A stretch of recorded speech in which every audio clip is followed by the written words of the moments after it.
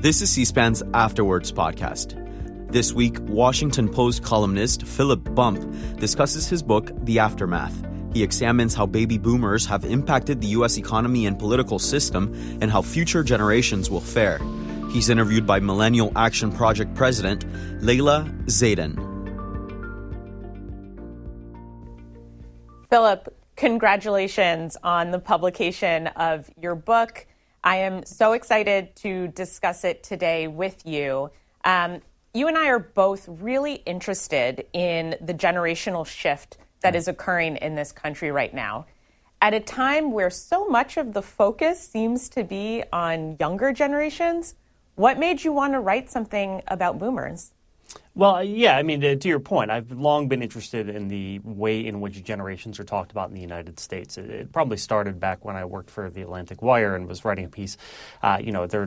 Every so often, every couple of years, there's one of these little brouhahas in the media about what defines generations, who's what generation, yada, yada, yada. And one of those had occurred, and I actually called the Census Bureau and talked to them. And they were like, look, the only generation we recognize is the baby boom because it has clear demographic markers that the other generations don't. So that sort of started me down this path of every time I'd start hearing about generations, I'd be like, well, generations aren't really real. So why do we use them and how do we use them? And what is it about generational identity that actually serves as a useful descriptor for what's happening in American politics and culture? And so then that became the genesis of the book.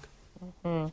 And so before we get too deep, tell us about how does generational identity get formed? And as you did the research for this, how did you avoid overgeneralizing or stereotyping around what is often referred to as a monolith and I think very much so is not a monolith?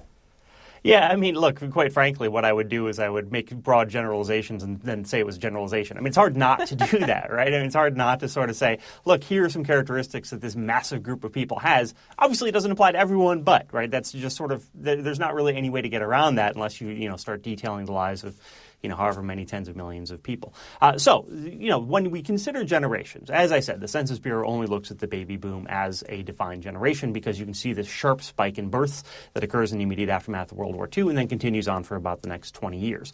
Otherwise, when we talk about generational identity, we're really just talking about age cohorts. We're talking about groups of people who were born in certain year periods, right? And that's useful. It's useful to us just sort of collectively to talk about culturally. We all know what it means when we contrast Gen X with Gen Z, for example, or when we talk about the silent generation as opposed to millennials. We understand those distinctions because it's easier than saying, people born before World War II or, people born in the last 30 years, right? Those are just easier ways of talking about it. But then, of course, there are also useful aspects of generations. Pollsters find it useful. Marketers find it useful. It is more useful to say, hey, this group of people shares this particular thing.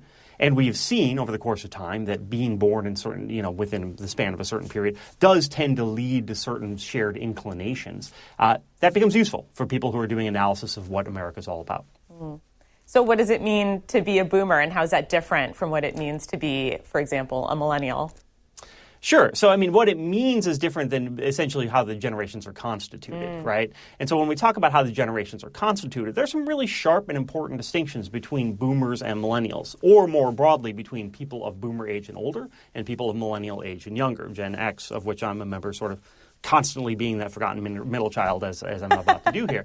But the baby boom itself, consider that the baby boom emerged at a time in the United States when immigration was really at a low. There had been a backlash to immigration from Europe in the early part of the 20th century. There were still laws on the books, even as the boom started, preventing immigration or tamping down on immigration broadly. And so at the time, when the baby boom started, immigration, the average immigrant was someone's grandparent, right? This was someone who had immigrated from Europe, 20, 30 years prior. It was a whole different scenario. And then after the boom, immigration was relaxed again. Immigration laws were relaxed. And so you started to get a lot more people from Asia, people from Mexico and Central America. And that really changed what America looked like, in a way that has become a really fundamental part of how we talk about American politics, which I'm sure we're going to get to. But it means that the baby boom really is much more white than younger generations, that younger generations literally look different than did the baby boom. At the same time, younger generations continued the pattern that we saw really start with the baby boomers of being more likely to go to college and less less likely otherwise to participate in institutions, being less beholden to political parties. The boom had a lot of aspects of that relative to their elders, but we've really seen that continue with younger generations. And so now we have younger generations much more highly educated than was the boom. They're much less likely to participate in institutions, much less religious, much less likely to be members of political parties, and all of those things are differentiators both culturally and politically from people who are members of the baby boom. And so how did members of the baby boom generation potentially create this reality that my generation has been born into, right? Their impact on the workforce, on the economy, on culture itself. Sort of what do we have boomers to thank for? Yeah, I mean, literally everything. I mean, modern America was built by the baby boom, right? And, the way to think about it is, first, I mean, we're bad at understanding the scale of the baby boom, in part because all of us live in an America that was created by the baby boom. There are very few Americans who are still alive today who preceded or can even remember what life was like before the boom emerged. But consider that in 1945, there were about 140 million people in America total. Over the course of the next 20 years, about 74 million more people were born, right? So more than 50% of the total population in 1945 was born in the 20 years following that year, right? That's a massive shift. And so what you started to see is as the baby boom got older, you started to see a lot of things start to break. You started to see, for example, hey, look, all of a sudden, the diaper industry is this boom industry, right? Bronzing shoes became this massive business interest that made tons of money. And then very quickly that ended. After the boom, then those weren't lucrative businesses anymore. And we saw that same pattern. The analogy that's often used is a snake swallowing a pig, right? That you start here and then the snake gets fat and then it gets thin again as the pig passes through. It's an extremely gross analogy, but I think it's an apt one. And so we see that happening as the boom is moving through American culture and society. We see you have to build a bunch of schools because the baby boomers are arriving. You have to start figuring out what you're going to do once they graduate from high school. Where are the jobs for them? Maybe they should all start going to college. That's one of the spurs for why people start going to college. You have the Vietnam War, right? You have a lot of people being drafted into the military to go serve in Vietnam. There are all these aspects that are related to the scale of the boom. And then you also have, I know this is a long question or a long answer, but here we have it. You also have the fact that the baby boom is helping to drive economics broadly, right? So they get to their teenage years. They've got a lot of disposable income. You have the emergence of television right at that moment. You have the emergence of things like, the transistor radios and cars. These things all combine to create this massive cultural and economic force that's focused on the baby boomers. And my thesis is, in part, that over time, the baby boomers got used to being that center of attention. And so now, as that power is starting to go to younger generations, the baby boom is in the unusual position of being the ones out of power or with decreased attention paid to them. And I think that, too, is undergirding some of the tension we're seeing. Well, I have to say, I appreciate you calling the baby boomers the me generation, because as a millennial, I have been on the other end of receiving the me generation moniker. So I appreciate you pointing that at others. And this metaphor, right, of the snake that swallowed a pig is kind of gross, but very apt. And I will say you were very talented at dealing with metaphors in your book, because you deal with something unpleasant but true, which is that as generations are born, so too must they perish. And, right. I don't think I've ever met somebody who can talk about death with so many metaphors and different ways of sort of talking about it. Smoothing it out, sure. Yeah. And right. so tell us about, in many ways, sort of this cultural, economic power that boomers had, that there's maybe one final act of power left in the boomers' briefcase. Yeah, right. So, the people who are most fine with talking about baby boomers dying is either baby boomers or people who do research on death, right? So I talk to them, they're like, oh yeah, they're going to die, blah, blah. It's a little shocking because it's, outside our cultural norm in terms of how we talk about it. But yes, baby boomers are getting older, right? Right now they're in their mid-50s to mid-70s. They're aging. Baby boomers are increasingly, they make up most of the retiree population at this point. They are increasingly making up more of the number of people, of Americans who are dying each year. But that said, there's still a large chunk of baby boomers who are in their mid-50s, right? The baby boom is going to be around for decades to come. And so there are a lot of questions about what happens. So yeah, if we think about it with the pig going through the snake or going through the python, to be more alliterative, eventually you get to the end of the snake, right? But you're still seeing that swelling at the end of the snake. And so I spoke, for example, with a woman who's involved in the senior housing industry, and they're just like stoked. They've been waiting since the mid-1940s for it to be their turn to reach their end of the python. They're finally here. Although it's interesting to note, Senior housing is really aimed at people even still older than the boomers, so they haven't even gotten to that. The pig's just starting to approach them. But there are all these factors, all these end-of-life decisions, all these factors that come into play when you're talking about elderly people that are now starting to apply to the baby boom. So, for example, medical costs, right? Care of elderly people. The fact that America is going to be much older in the immediate future than it has been in the past also means that there aren't going to be as many people paying into government programs that are needed to help take care of the elderly, right? So there's going to be this new additional strain by this massive generation finally reaching the age at which they start to retire and start looking towards end of life. And it's really not even clear how America is going to be able to adapt to that, given the patterns that we've seen. And so, I think that's such an interesting point, and one that was very salient as we think about the concerns that everyday Americans have today is the economy, jobs, and their financial futures. And knowing that we are in store for potentially quite a large disruption in the workforce over the next couple decades, where do you see some of the opportunities for our country or for folks who are in charge of making these big decisions to really prepare ourselves for this oncoming reality? Yeah, we're already starting to see baby boomers become a declining portion of the workforce, right? They're retiring. This is what happens. This is very much foreseeable. But I think to some extent, obviously there are a lot of the economic picture of the course of the past 2 years in the wake of the pandemic has been extremely complicated. That's certainly true. But absolutely one aspect of the search for trying to find people to fill jobs is that you have more people retiring. So the people with whom I spoke, one of the things they pointed at was we need to figure out how we're going to bring more people into the country, right? We just simply need to either we need to substantially contract the economy or we need to bring more people in to do those jobs. The birth rate's not doing it. The American birth rate has been fairly stagnant and declining over the course of the past several decades. I shouldn't say that long. I'm sort of doing it off the cuff, but it's been declining over the short term.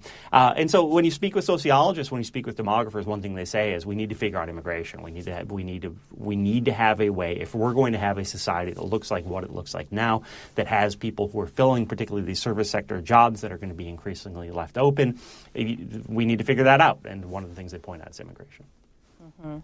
Yeah. And so you mentioned in the book, I'm going to read a quote here, the political choices that the boomer voters make will be more consequential for the direction of the country than their own financial investment and consumption behavior. And so for all of their participation in our economy and the workforce, you see their politics as actually one of the more significant contributing factors to American society.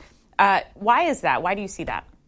Well, there are two reasons, really. The first is that when we talk about how the baby boom has approached power as it's gotten older, is there have been a lot of examples of baby boomers sort of building up barriers around their own power. And when I say power, I'm using power in a very broad sense. I'm not just talking about, holding the gavel in the House of Representatives. I'm talking about, home ownership. I'm talking about things like investments, right? There are all these ways in which power is manifested in this massive group of people. It's really important, of course, to have the caveat that I'm not saying that all baby boomers are rich. Baby boomers have a lot of aggregated wealth, but that's because there are so many boomers. On a per-person basis, the boomers are no wealthier than any other generation. But because they're such a massive generation, they hold much more wealth, and they have held much more political power, and they've managed to make changes to preserve power in a way that reflects the fact that they just simply have so many more people who are interested in doing so.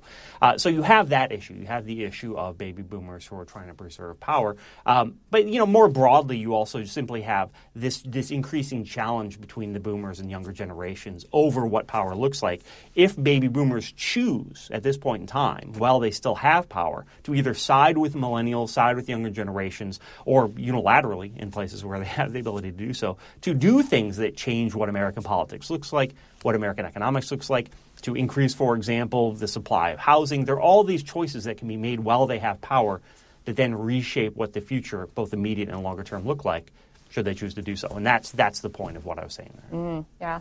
So, and we recently saw House Democratic leadership actually decline in age by a collective 93 years, right. With, former Speaker Pelosi passing the gavel passing the title on to Hakeem Jeffries and the other three. And so that kind of jump, right? 93 years, almost a century younger in leadership. what does that do for the potential future of Congress, the potential future of policymaking? Yeah, no, that was a really fascinating. And what was additionally fascinating about that moment was that the conversation prior to that happening was really focused on generational change, right? There was a lot of conversation within the Democratic Party, even when Joe Biden was running for president in 2020. We need to have generational change and better reflect younger America. And in part, that's because Democrats are more likely to be young than are Republicans, right? And this is a whole different aspect of the overlap of younger America and Democrats, which I'm sure we'll talk about. But yes, we saw this broad conversation about the need for generational change. And one of the other things that you see, too, is that when you track the age of Congress over time, basically from when the baby boomers got to the age when they could first start serving in the House, you saw the average age of Congress sort of rise with the boom. And just now, for the first time, you start to see it start to dip back down. You're starting to see boomers lose hold of that power, which again, of course, is part of the genesis of the book itself. So yeah, that was a really fascinating change, and I think it really reflects that the Democratic Party recognizes that it is dependent upon younger Americans, younger being a relative term here, 50 and under, for example, for their future success. Mm-hmm. Yeah, I love that stat, and my organization, Millennial Action Project, actually recently tracked an increase in the number of young people running for Congress, an increase of 57% this year. We've got 91 millennials and 1 Gen Zer being sworn in, having just been sworn into Congress. And so we are starting to see sort of an uptick in the number of young people. One of the arguments that you make in the book is how the shifting demographics of our country have actually contributed to this current moment that we're in of toxic political polarization, sort of the role that boomers and now the rising impact of millennials and Gen Z have on sort of that reality of the polarization that we're living in. Can you tell us a little bit more about that? Yeah, I think it's really important to understand that when we're talking about America and contrasting generations like the baby boom with younger generations, we're really talking about two different demographic groups of people, right? To the point that I made at the outset, the baby boom was much more much more homogeneous. I'm stumbling over the word. Much more homogeneously white, much more thoroughly white than younger generations, in part because of immigration patterns and in part just simply because of what America looked like at the point in time. And that's changed over time. And so you have this younger group of voters that's much more black and black and Asian and Hispanic in particular than was the older generation. And so it's very hard to extricate race and age to a large extent, because we know that black Americans and Hispanic Americans and Asian Americans all vote much more heavily Democratic than do white Americans, and that holds too at lower age levels. And so when we talk about what the future of American politics looks like, when we talk about some of this tension, when we talk about the reaction to Barack Obama being elected president, the reaction was theoretically, when we talk about something like the Tea Party, theoretically predicated on taxation. In reality, when you talk to researchers, the people with whom they spoke were the Tea Partiers were frustrated about where their tax dollars were going. It was going to things like paying for immigrants coming into the country or paying for welfare programs, right? And those, of course, are intertwined with issues of race.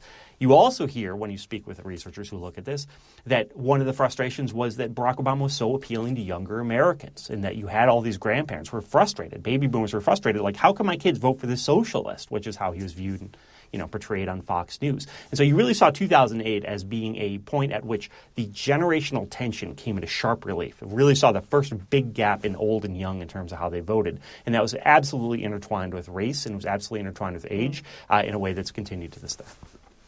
And those kinds of phenomena tend to be much more visible, at least on the Democratic side of the aisle.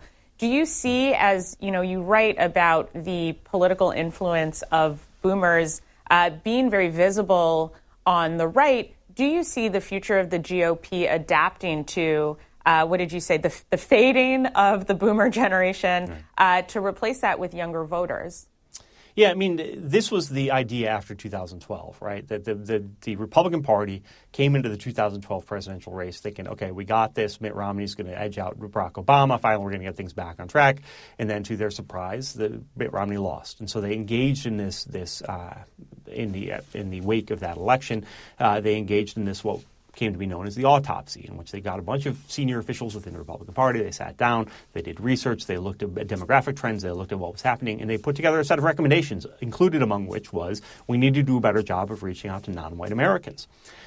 The problem was, for the Republican Party, that by the time that report came out, in the aftermath of the 2012 election, you had two things happen in 2014 that reshaped the political narrative. The first was this surge in unaccompanied minors at the southern border, young people coming from Mexico and Central America, predominantly actually Central America, coming to the United States and causing a crisis for the Obama administration, but also a massive backlash on the right. And then you also had the emergence of Black Lives Matter, which really drew attention to the saliency of interactions between black people and police. And so both of those things helped trigger the rise of Donald Trump. And Donald Trump came out of the gates. The first thing he said essentially when he announced his candidacy in 2015 is he spoke out against immigrants and spoke out against immigration. And he really showed that while the autopsy of the GOP after 2012 had said, hey, we need to figure out a new path forward and reach out to people, Donald Trump showed, well, actually, we can still wring a lot of political power out of really quadrupling down on our appeal to, often xenophobic white America. And that's what Donald Trump did over the course of the next, what's it been now, 7 years. That said, yes, over the course of the long term, I think we've seen some softening of the Republican Party's positions on things like LGBTQ issues, with obvious, asterisks that apply there, and on things like climate change relative to where they were 15, 20 years ago. The GOP position is softer on those things than it used to be, even if it's not necessarily where it wants to be. And I think that is in part a reaction to the electorate broadly, driven by younger Americans, showing that their past positions were simply unacceptable. Mm. In a lot of the ways in which it's difficult to talk about a generation without overgeneralizing, it can be hard to talk about politics at just the national level, right? Sure. And so as we think about, some of what you write in your book about the importance of state and local politics, what's happening sort of in our neighborhoods and our communities, where do you see some of the generational impact of boomers sort of paving the way for what the future looks like for civic engagement, our democracy, really starting at the local level?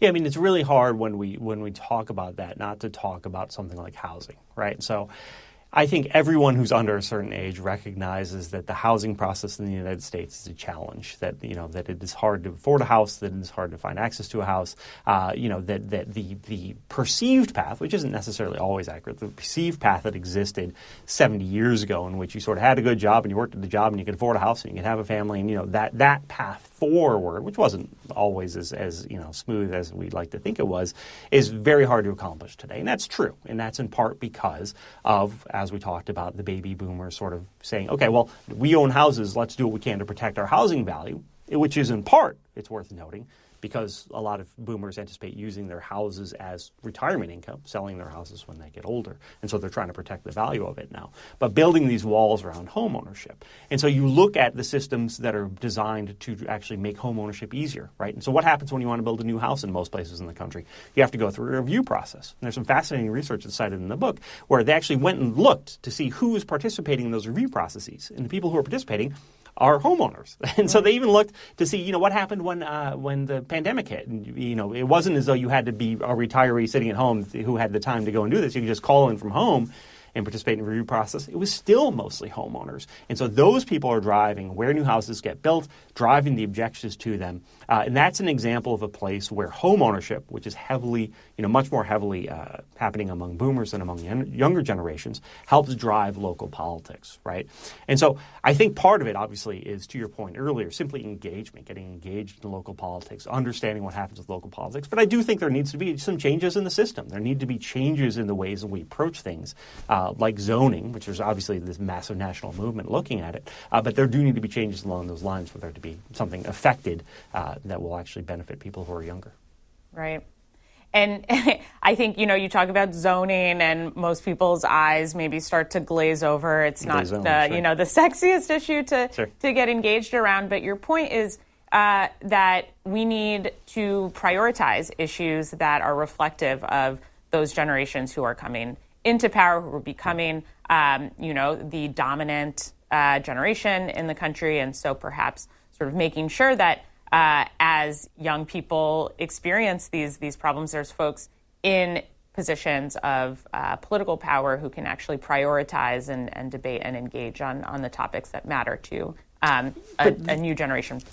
Yeah, but this is a great point, which is that part of the reason the baby boom has so much power now and will continue to have so much power over the course of the next 10, 20 years is that they vote more heavily, right? It's not complicated, right? And everyone says this. You say it all the time, right? I'm sure you've had this conversation 1,000 times. If young people voted more, you would have more of a stake and more of a say in what's happening.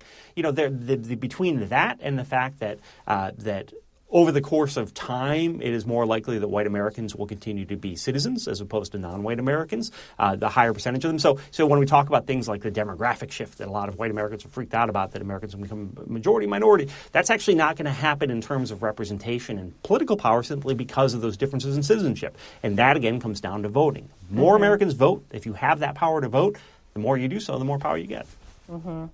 It's almost a chicken and an egg problem because faith in our institutions has declined. And of course, that faith is what inspires somebody to show up to, a political primary in the first place. And so where do you see some of the sort of realities that millennials and Gen Zers have grown up with, the partisan gridlock, for example, sort of factoring into how we decide to flex our generational power and what that looks like in terms of politics, but also in terms of, other ways of shaping what our society looks like?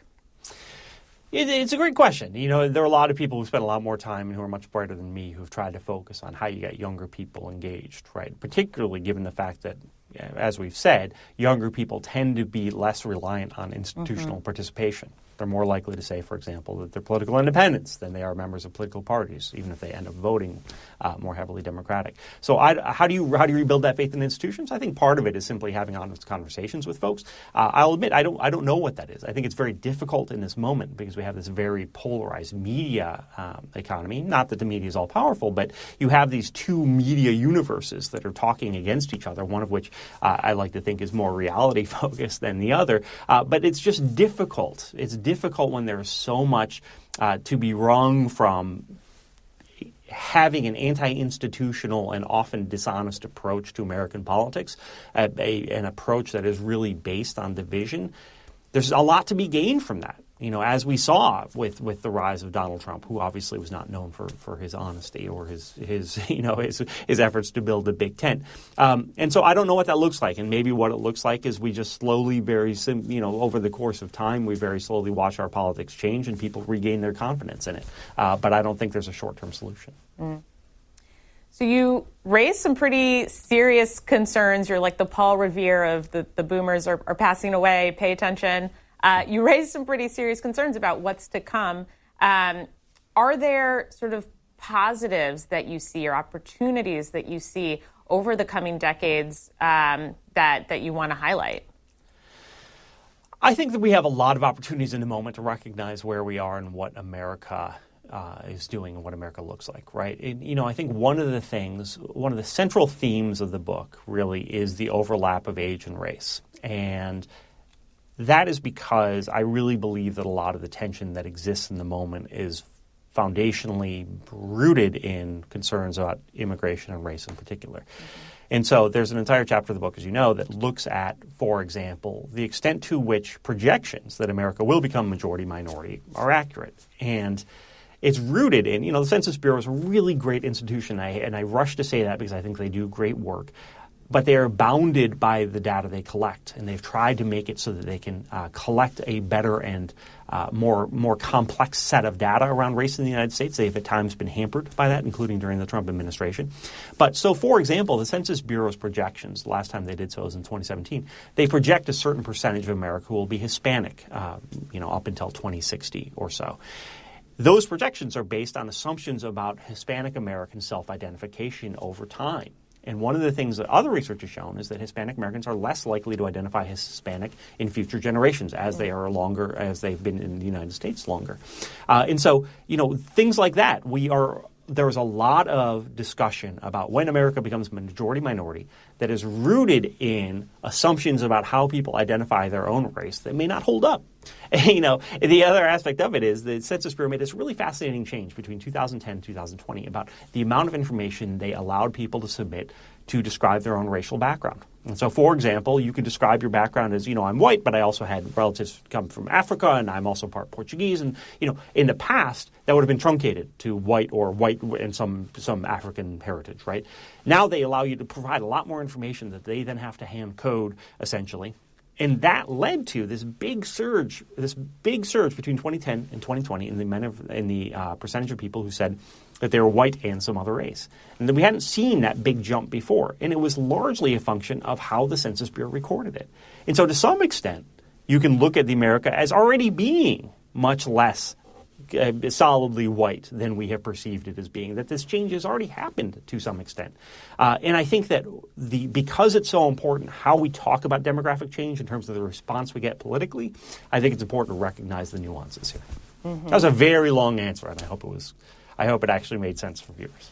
I think that's an important topic to sort of spend a few moments on, because the changing racial demographics of this country are it's so important to acknowledge. They are going to impact every facet of our society. And as somebody who runs an organization of millennials and Gen Zers, it's something that I think is a priority to our generation to really acknowledge in a way that, to go back to the beginning of our conversation, is full of the complexity and nuance that a topic as big as race, deserves. It's not that all people of one certain racial makeup are, all vote the same, all believe the same thing, all earn the same amount of money. And so I do think that sort of to your point of the diversifying nature of our country, creating these really helpful fracture points or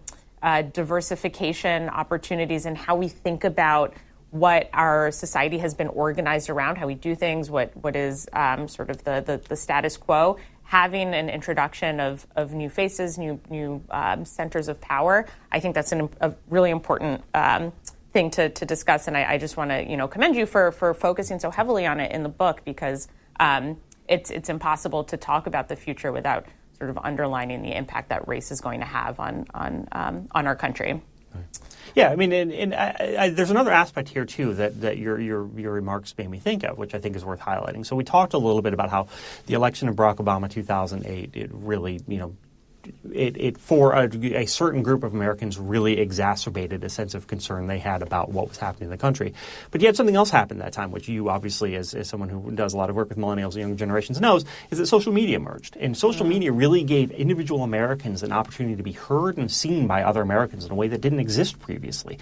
I quote a PR rep in the book who talks about how you can be sitting in your bedroom in Cleveland and get 1 million followers overnight, right? And that can happen. And all of a sudden, not only is it the case that the baby boomers and other Americans who are concerned about these things, and not all baby boomers are, to your point, but all of a sudden, not only are they generally concerned about what's happening with the United States and the decline of white America, even if they're concerned about it not explicitly but implicitly, then all of a sudden you start seeing the really, really prominent voices of particularly non-white Americans that are being elevated, and young Americans who may be non-white and that would in the past not have been able to be seen, would not have actually had as prominent a platform in American culture, now just being able to do so and being very present. And you have things like OK Boomer, which is the millennials using social media to have a very direct, to hell with you guys thing, which, in generational battles are not new, but in the past, you couldn't simply make a viral song that blasted the older generation, right? So these are new aspects of it as well that I think are worth remarking on.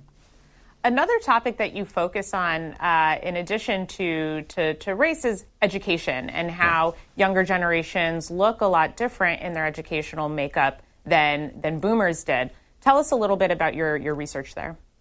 Yeah, so essentially the line has looked like this. When you start from the silent generation through the baby boom into Gen X and into millennials, the density of college education in those groups has steadily increased. So boomers were much better educated, not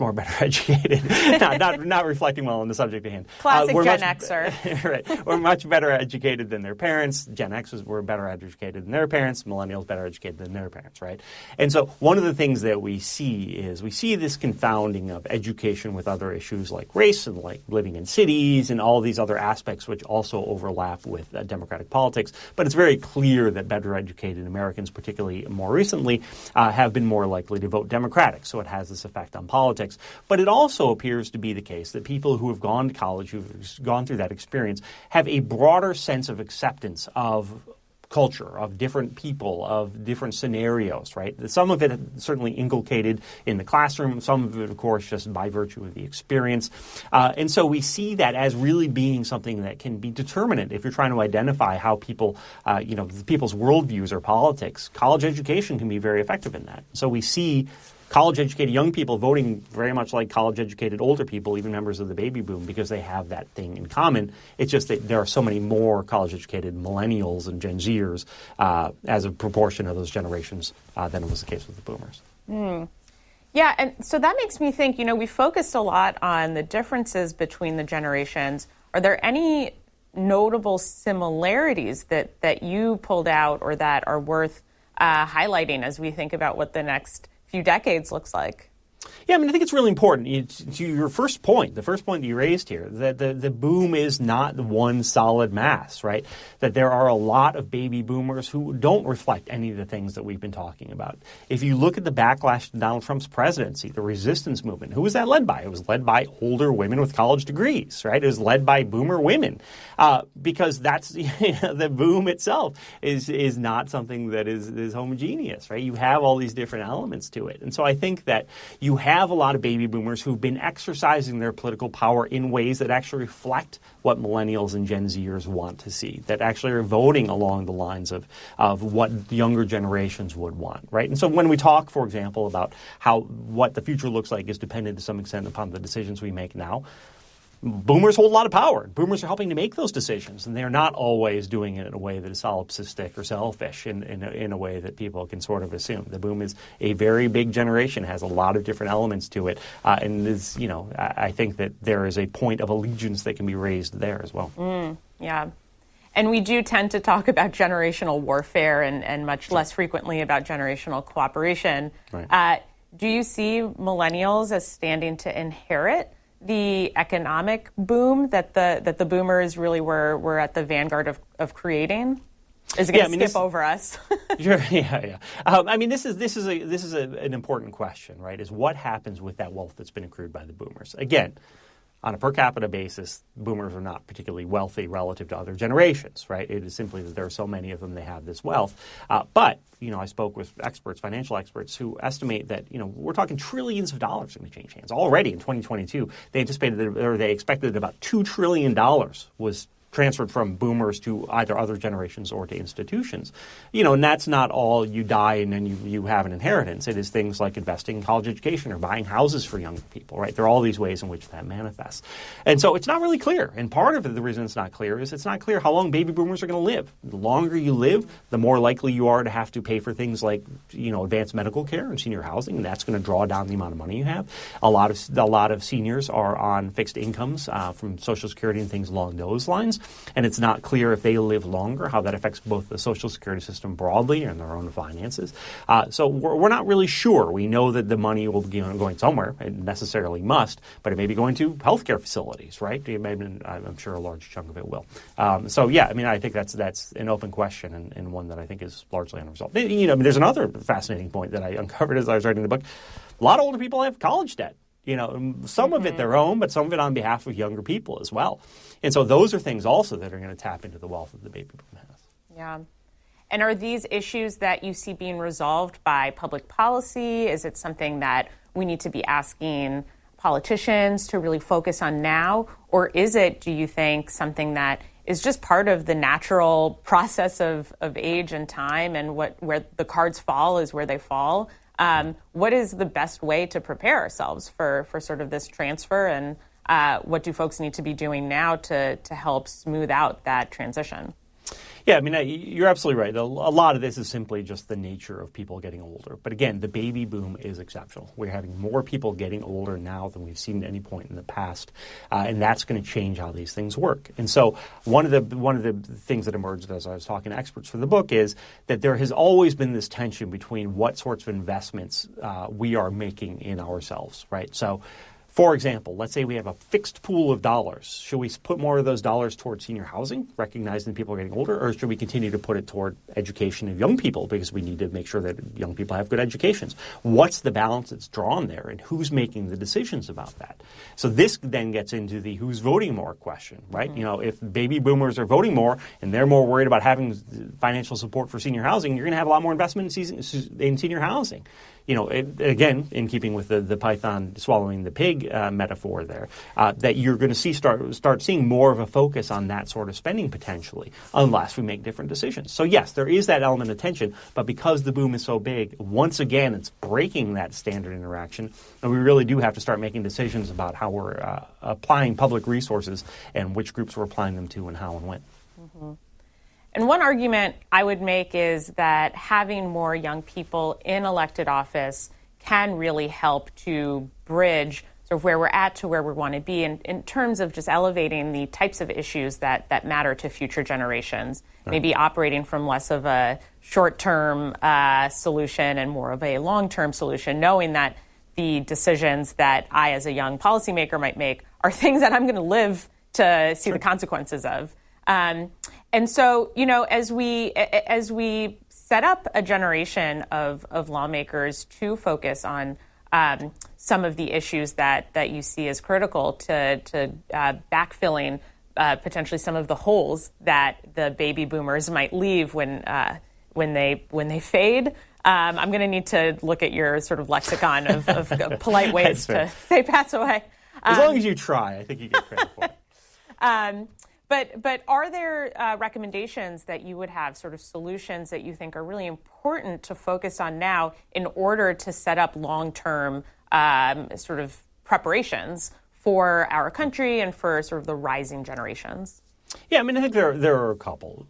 The first is that I would say that we need to have a more nuanced understanding of race in America and the ways in which America has been shaped by immigration and shaped by race to this point, and that we are not necessarily heading down this path in which America suddenly doesn't look anything like it used to. We had the exact same debate a century ago when we started to see increased immigration from Eastern and Southern Europe. I say exact same. I'm being a little melodramatic. Obviously, it was different in some substantial ways. But we had a debate over, is this somehow polluting the United States, right? We had that same argument, and we collectively resolved and said, no, it's not, right? So we've done that before. So I think that's a key aspect to it. I think a key aspect to it is media consumption and the extent to which we consume media that reflects the way in which we want to see politics, which I don't think is healthy or useful, really. I think we're all sort of subject to it, and that's just to some extent how the world works. But I think we need to figure out a better system for people getting information that's accurate and, free or doesn't cost a lot of money and is actually something that reflects a broader sense of American culture and society. And I think that we also just need to have more people of different backgrounds and different age groups and different race involved in politics and decision making. To the point you were just making, I spoke with the legislator Alex Lee out in California, who he's in the state assembly, just won re-election there. And at the time he first won, he was living in his parents' house because housing was so incredibly expensive in the Bay Area where he lives. You have Maxwell Frost, who came and the first Gen Z member of Congress. Gets to Washington, all of a sudden he discovers he can't rent a place. His rental application is rejected. Right? Having them in positions of power is good because what it does is it forces those sorts of issues which affect a lot of people. It doesn't affect anyone in Congress, save Mr. Frost at this point in time. But it affects a lot of people, and having people there who are cognizant of that and have that lived experience, I think, is important. Yeah. Yeah, another anecdote, a young person that I know who had to suspend their campaign because their roommate moved out of their apartment and they got priced out of the district that they were running to represent because they couldn't afford to live alone. And so, yes, to your point, sort of making a bunch of changes to a bunch of different places in order to sort of support this changing landscape of political power, I think is very important. Or at least having someone in the room who's cognizant of it. Yes. Right? It's not even necessarily the case that we need to overhaul everything, but just to have it on people's radar screens is important. Yeah, and to be somewhat fluent in, being able to share experiences. One point that you just mentioned is media consumption and how we have a conversation about what is happening. And it strikes me that, yes, millennials and Gen Zers really came of age in a time where the news and media landscape looks very, very different than how it looked when boomers came of age. And there was, a lot more centralization of information and credible ways of disseminating sort of truth. Especially as a journalist, I would love to hear your thoughts on sort of the current media landscape, how we change the conversation or how we have the conversation in order to, stabilize perhaps how we operate from sort of a shared set of facts and truth. Yeah, I mean, this is a huge question, and it's not one I have a pat answer to, because you're right. I spend a lot of time thinking about it. I work for the Washington Post. I write articles that reflect what I believe to be accurate information about the world. Of course, I've made mistakes. Everyone's made mistakes in the past. But our information, too, because it's a high-quality publication, we charge people to see what we read, right? Whereas you get Twitter accounts that spread misinformation or explicitly false information or present news through a lens that reflects a particular worldview that are free. And, you have blogs like Breitbart where you can go and read whatever Breitbart's take is on the world that you don't have to pay for. And so you consume that. I mean, there's this interplay of economics and accuracy that I think is challenging in the moment. And I think it's been fostered to a large extent by the rise of social media. Social media has been a huge boon for the news industry because we get a wide variety of voices that are able to share information and offer opinions on what's going on in the world. It's been really, really important, really, really good on net. But at the same time, it also allows people to cocoon in their own universes of how they want to see things. And you get things like QAnon that arise as a result of that. Obviously problematic. The satanic cult of pedophiles being something that people believe is not ideal. We should not encourage that. I don't know what the future looks like, though. I don't know what it looks like to increase America's interest in receiving information, because that's really what it's about. If you want to pay for the Washington Post, it's because you want a certain standard of quality in your news consumption. And if you don't care about that quality of news consumption, you're not going to pay for the Washington Post. You're just going to go and you're going to follow Jack Posobiec on Twitter or whatever it happens to be, right? I mean, there are all these other avenues for you to get information. If you don't feel like paying for it and you're not particularly worried about the accuracy and you want it to reflect a worldview that you have, then you can get that. And you can get it for free, and it's engaging, and it gets you mad, and it's fun. And, there are all these aspects to it that traditional news outlets are disadvantaged, like the Post. And I don't know what the solution to that is. And if you do, please, let's work on it. Yeah, and I wonder how much, because younger folks have been at the receiving end of so much advertising, right? It's just been supercharged. How much potentially our own internal BS meters might have become more sophisticated than, folks who maybe grew up in the Walter Cronkite era of this is where truth comes from, and sort of an inherent higher level of trust in the information that they're receiving, whether or not millennials and Gen Zers, because we are swimming in just sort of spin and bias, if the next few decades look like us having maybe a more refined ability to discern truth from fiction.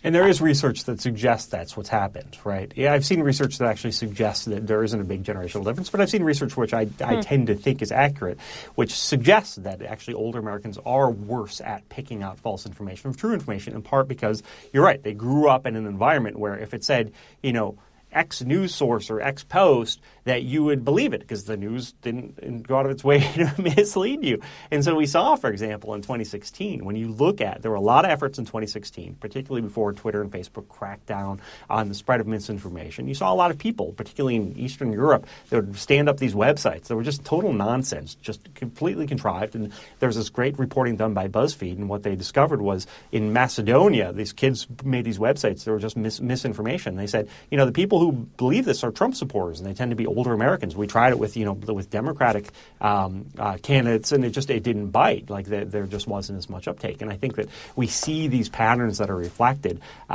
in our lived experience, which match the research, which suggests that because younger people did come of age in this era when you have to be wary of the source of information you're getting, that they're better at discerning things that aren't true.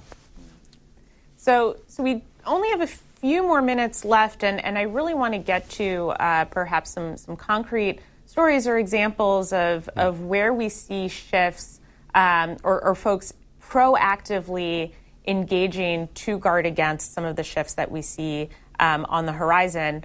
Are there places or policies or ideas that you have seen start to take root that can really make sure that this transition of generational power between boomers to younger generations happens as smoothly and effectively as possible and really sets us up for a future in which folks are thriving?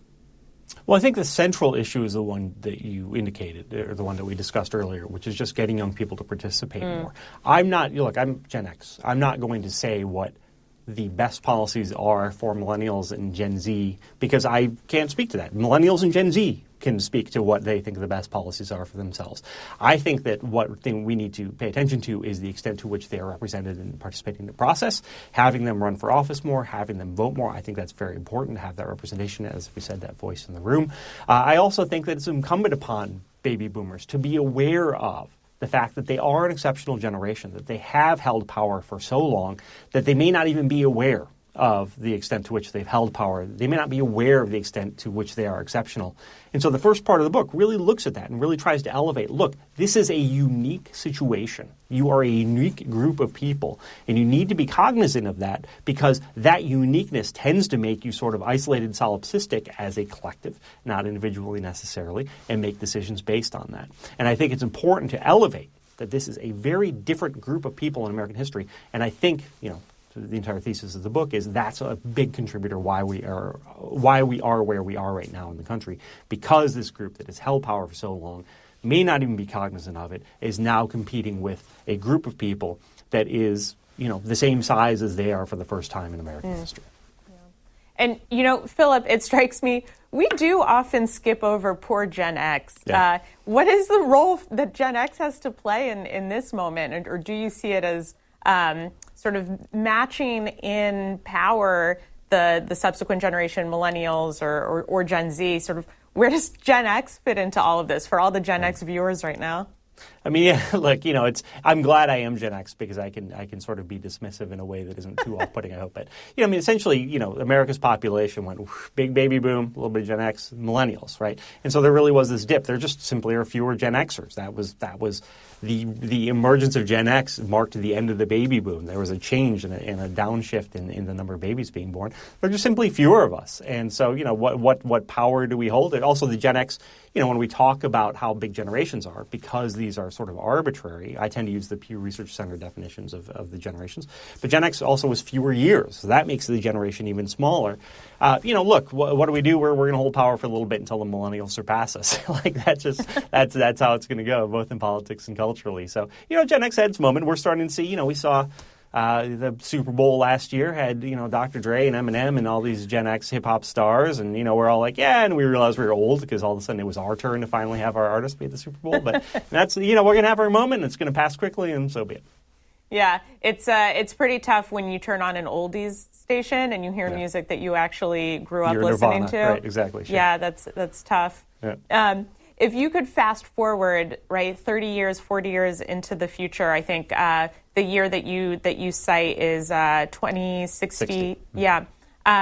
What does America look like in that moment? And are there, sort of working backwards from that, just important milestones or moments that will be important as a country for us to sort of unite around in terms of making sort of a productive 2060? Yeah, I mean, I'll caveat it by using the example I use in the book, which is that in November 2019, you could not possibly have predicted what November 2020 would look like, right? And that was a span of 12 months. So, I'm looking forward, 30 plus years. So, so please, future historians, do not hold me to this. But, what the Census Bureau tells us is that demographically, at least, what America is going to look like is what Florida looks like now. It's going to have the same density of, much more heavily old, much higher population of Hispanics and Asian Americans and African Americans. That collectively the non-white population will be larger as a relative to the overall population than the United States is now. Does that mean then that America politically looks like Florida? I don't think so, because Florida's politics right now are driven by a number of different things, including that the older population in Florida is very heavily white and more conservative than I think the older population will be in 2060. There are obviously unique characteristics to the Hispanic population in Florida that may not carry over broadly to the United States. But that's essentially what America is going to look like. It's going to look demographically like Florida. But I think it's hard. one of the experts with whom I spoke is a political consultant who does a lot of work in Florida. He pointed out that over the years there's been this anticipation, okay, Florida's getting less centrally white. Does that mean that it starts to move to the left? Obviously, that's not what we've seen. But again, does that example hold? Does America continue to look like Florida politically, even if it looks like Florida demographically? I would suggest that it probably won't, because I think that in part the Republican Party really needs to try and do a better job of reaching out to younger Americans and changing its policies to be responsive to them. And simply in part because, it's a long time. And I would never want to say that I can speak definitively to what's going to happen in 35 years' time. I think a lot of us are out of the predictions game. Oh, yeah. Right. So, Philip, thank you so much for your time. I recommend everyone read your book. It is informative. It is funny. It is terrific. Philip Bump, thank you so much. Of course. Thank you. Thanks for listening to this week's Afterwards podcast. If you enjoyed this podcast, listen to C-SPAN's podcast about books. Learn about the latest nonfiction books and best-selling authors. In each episode, we report on bestsellers lists and book reviews from around the country. You'll also hear authors talking about their latest books and insider interviews with nonfiction book publishing industry experts.